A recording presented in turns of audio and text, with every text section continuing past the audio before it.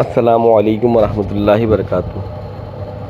مصنوی مولانا روم جو ہر دور میں اکابر علماء کرام اور صوفیاء نام پسندیدہ کتاب رہی ہے، اور اس کے حکایت و واقعات سے انہوں نے امت کی اصلاح کا فریضہ سر انجام دیا ہے۔ آج اس کتاب سے حضرت بلال رضی اللہ تعالیٰ عنہ کا واقعہ پڑھ کر سنایا جا رہا ہے۔ حضرت بلال رضی اللہ تعالیٰ عنہ حبشہ کے رہنے والے امیہ بن خلف نام کے ایک یہودی کے غلام تھے۔ اللہ تعالیٰ کے فضل و کرم سے جب ان کو ایمان نصیب ہوا تو اسلام کا ابتدائی زمانہ تھا۔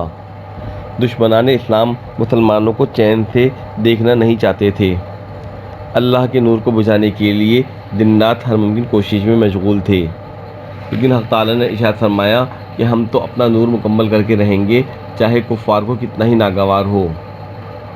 حضرت بلال رضی اللہ تعالیٰ عنہ اگر چاہتے تو اپنا ایمان چھپا سکتے تھے، اور اس چھپانے کی بدولت کفار کی تکلیفوں سے محفوظ رہ سکتے تھے، لیکن حق تعالیٰ کی محبت نے کلمہ توحید ظاہر کرنے پر انہیں مجبور کر دیا، اور عشق حقیقی نے ان کو نعرہ عہد لگانے پر بے چین کر دیا۔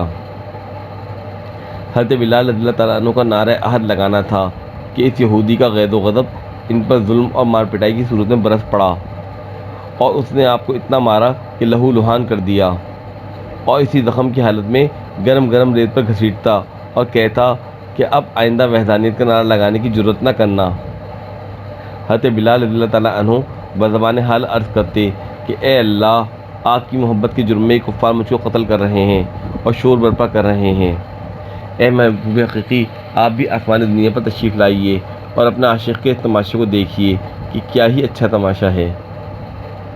ایک دن حضرت ابوبکر صدیق رضی اللہ تعالیٰ عنہ اس طرف سے گزرے، اور حضرت بلال رضی اللہ تعالیٰ عنہ اسی خستہ و خراب اور لہو لہان ہونے کی حالت میں احد احد کا نعرہ لگا رہے تھے۔ یہ آواز سن کر حضرت ابوبکر صدیق رضی اللہ تعالیٰ عنہ کھڑے ہو گئے۔ اس آواز میں حضرت صدیق اکبر رضی اللہ عنہ کی پاک روح کو محبوب حقیقی کی خوشبو محسوس ہوئی، جس سے آپ محو لذت ہو گئے۔ حضرت بلال رضی اللہ تعالیٰ عنہ کی اس مظلومیت کو دیکھ کر حضرت ابوبکر صدیق رضی اللہ تعالیٰ عنہ کا دل تڑپ گیا اور آنکھوں سے آنسو جاری ہو گئے۔ انہوں نے حضرت بلال رضی اللہ تعالیٰ عنہ کو الگ بلا کر سمجھایا کہ تنہائی میں اللہ کا نام لیا کرو، اس موذی کے سامنے ظاہر مت کرو، ورنہ یہ ملعون ناحق تم کو ستائے گا۔ حضرت بلال رضی اللہ تعالیٰ عنہ نے عرض کیا کہ اے محترم، آپ حضور صلی اللہ تعالیٰ علیہ وسلم کے صدیق ہیں، آپ کی نصیحت کو میں قبول کرتا ہوں۔ دوسرے دن پھر حضرت صدیق اکبر رضی اللہ تعالیٰ عنہ کا ادھر سے گزر ہوا۔ دیکھتے ہیں کہ پھر وہی ماجرا ہے۔ حضرت بلال رضی اللہ تعالیٰ عنہ احد احد پکار رہے ہیں، اور وہ یہودی ان کو بری طرح مار پیٹ رہا ہے، یہاں تک کہ جسم خون سے لہو لہان ہو گیا ہے۔ اس دردناک منظر کو دیکھ کر آپ تڑپ گئے، اور حضرت بلال رضی اللہ تعالیٰ عنہ کو پھر نصیحت فرمائی کہ بھائی، کیوں اس موذی کے سامنے احد احد کہتے ہو؟ دل ہی دل میں خاموشی کے ساتھ احد احد کہتے رہا کرو۔ حضرت بلال رضی اللہ تعالیٰ عنہ نے عرض کیا کہ اچھا، پھر توبہ کرتا ہوں، اب آپ کے مشورے کے خلاف نہ کروں گا۔ حضرت صدیق اکبر رضی اللہ تعالیٰ عنہ کے متعدد بار نصیحت فرمانے کے باوجود جب ہر بار انہوں نے یہی تماشا دیکھا کہ وہ یہودی ظلم کر رہا ہے اور حضرت بلال رضی اللہ تعالیٰ عنہ احد احد کا نعرہ لگا رہے ہیں، تو اس کا پورا ماجرا رحمت للعالمین حضور نبی کریم صلی اللہ تعالیٰ علیہ وسلم کے سامنے پیش کیا۔ حضرت بلال رضی اللہ تعالیٰ عنہ کے مسائل سن کر رحمت للعالمین صلی اللہ تعالیٰ علیہ وآلہ وسلم کی آنکھیں اشکبار ہو گئیں۔ ارشاد فرمایا کہ اے صدیق، پھر کیا تدبیر ہونی چاہیے کہ بلال کو اس بلا سے نجات ملے؟ حضرت صدیق اکبر رضی اللہ تعالیٰ عنہ نے عرض کیا کہ یا رسول اللہ، میں انہیں خرید لیتا ہوں۔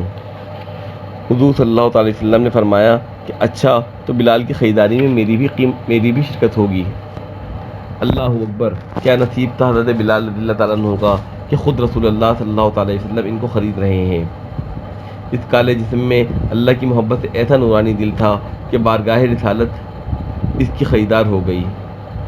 الغرض، حضرت ابوبکر صدیق رضی اللہ تعالیٰ عنہ اس یہودی کے پاس گئے۔ اس وقت بھی وہ حضرت بلال رضی اللہ تعالیٰ عنہ کو مار پیٹ رہا تھا۔ حضرت صدیق اکبر رضی اللہ تعالیٰ عنہ نے فرمایا کہ اس ولی اللہ کو کیوں مارتا ہے؟ یہودی نے کہا کہ اگر تمہیں ایسی ہی ہمدردی ہے تو پیسہ لاؤ اور اس کو لے جاؤ۔ حضرت صدیق اکبر رضی اللہ تعالیٰ عنہ نے جواب میں فرمایا کہ سفید جسم اور کالے دل والا میرا یہودی غلام تو لے لے، اور اس کے بدلے میں کالے جسم اور روشن دل والا یہ حبشی غلام مجھے دے دے۔ चुनांचे इस बात पर सौदा तय पा गया। हज़रत सिद्दीक़ अकबर रज़ियल्लाहु ताला अन्हु हज़रत बिलाल रज़ियल्लाहु ताला अन्हु को लेकर बारगाह रिसालत में हाजिर हुए और अर्ज़ किया कि या रसूलल्लाह, मैंने कैसा सौदा किया है। सफ़ेद जिस्म और काला दिल दे आया हूँ और काला जिस्म और नूरानी दिल ले आया हूँ। हुज़ूर सल्लल्लाहु ताला अलैहि वसल्लम ने फरमाया कि बहुत अच्छा सौदा किया तुमने सिद्दीक़, और हज़रत बिलाल रज़ियल्लाहु ताला अन्हु को अपने सीने मुबारक से लगा लिया। हज़रत बिलाल रज़ियल्लाहु अन्हु को रसूलुल्लाह सल्लल्लाहु अलैहि वसल्लम ने जब आगोश रहमत में ले लिया तो हज़रत बिलाल रज़ियल्लाहु ताला अन्हु की रूह ने जो लुत्फ़ इस वक्त महसूस किया होगा, इसको दूसरा कौन समझ सकता है। इस वाक़े से हमें ये सबक मिलता है कि हम अपने ईमान की हिफाजत करें, ख्वाह इसके लिए बड़ी से बड़ी तकलीफ़ बर्दाश्त करनी पड़े। नेज़ ये भी मालूम हुआ कि जब दिल में अल्लाह ताला के इस इश्क़ मोहब्बत की दौलत हासिल हो जाती है तो इसके रास्ते में आने वाली हर तकलीफ़ बर्दाश्त करना आसान हो जाता है। हज़रत सैयदना सिद्दीक़ अकबर रज़ियल्लाहु ताला अन्हु के फरमान से ये भी मालूम हुआ कि हमें अपने दिल की सफाई और सफ़ेदी की कोशिश करना चाहिए, इसलिए कि सफ़ेद दिल यानी गुनाहों से पाक दिल अल्लाह ताला को महबूब है, ख्वाह बदन कितना ही बदसूरत और काला क्यों ना हो। लेकिन अगर जिस्म गोरा और सफ़ेद है मगर दिल अल्लाह ताला की नाफरमानी से काला है तो इसके अल्लाह ताला के नज़दीक कोई कदर व कीमत नहीं है। नेज़ ये बात भी सामने आई कि इस्लाम का सच्चा आशिक़ कभी मसलत अंदेश नहीं होता, वो सच्ची बात का बरमला ऐलान करता है। आजकल बाद लोग उलमा कराम को यही मशवरा देते हैं कि ज़माने का तकादा है, सूद के बगैर कारोबार नहीं चलते, ईसाइयों की वज़ाक़ता इख्तियार किए बगैर हमारी कोई बात नहीं सुनता, इसलिए इस्लाम दिल में रहे, इस्लामी अहकाम के वाज़ो ऐलान की क्या ज़रूरत है। तो उलमा कराम का भी जवाब वही है जो हज़रत बिलाल का था, और वो कलमा हक़ कहने से नहीं रुक सकते। वो हलाल को हलाल ही कहेंगे और हराम को हराम ही कहेंगे और बरमला कहेंगे, जैसा कि इस्लाम ने फरमाया है। अल्लाह ताला के नेक बंदों पर और अल्लाह वालों पर जुल्म सितम करना कोई नई बात नहीं है, शुरू ही से ऐसा होता चला आया है। आज उलमा कराम को लान व तान की गम रेत पर लिटाया जाता है और मगरबी तहज़ीब की खारदार ज़बान से इन्हें मजरूह किया जाता है, लेकिन उलमा कराम कलमा हक़ कहना नहीं छोड़ते। उलमा कराम को अपने जोर सितम का निशाना बनाना ये सुन्नत उम्मिया है जो उलमा कराम के दुश्मनों के हिस्से में आई है, और दुश्मनों के जोर सितम का निशाना बनना और अपने मसले के हक़ पर डटे रहना ये सुन्नत बिलाल है। यानी कि इस तरह उलमा कराम को तशद्दुद का निशाना बनाना और उनको सताना उमैया बिन खलफ की पैरवी करना है, और उलमा कराम की तहक़ीक़ पर जो सच्चे मुसलमान दिल में कुड़ते हैं ये सुन्नत सिद्दीक़ है जो इन सच्चे मुसलमानों के हिस्से में आई है। ये भी मालूम हुआ कि किसी मुसलमान भाई पर कोई मुसीबत आ पड़े तो सच्चे मुसलमान अपने भाइयों को इस मुसीबत से निजात दिलाने की कोशिश करते हैं। नेत ये बात भी मालूम हुई कि उलमा कराम अपने दीन इस्लाम को मगरबी तहज़ीब की क़ैद में देखकर बड़े परेशान व फ़िक्रमंद हैं और चाहते हैं कि किसी सूरत हमारा इस्लाम इस क़ैद से आज़ाद हो जाए।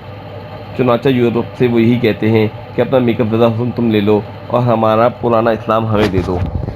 अल्लाह ताला हमें इन तालीमात को समझने और इन पर दिलो जान से अमल करने की तौफ़ीक़ अता फ़रमाए, आमीन। हज़रत अक़दस थानवी रहमतुल्लाह अलैह के उलूम व मारिफ़ पर मबनी मलफ़ूज़ात की तहरीरी पोस्ट और ऑडियो पोस्ट का सिलसिला तालीफ़ात ऑनलाइन बुक स्टोर के फ़ेसबुक पेज पर जारी है। इन मुफ़ीद दीनी पोस्टों को ज़्यादा से ज़्यादा लाइक और शेयर करें। नेस इदारे के YouTube channel तालीफ़ात online book store को भी सब्सक्राइब करें ताकि उलूम दीनिया की तबलीग व अशाअत में आपका भी हिस्सा शामिल हो जाए। जज़ाकल्लाहु खैरा।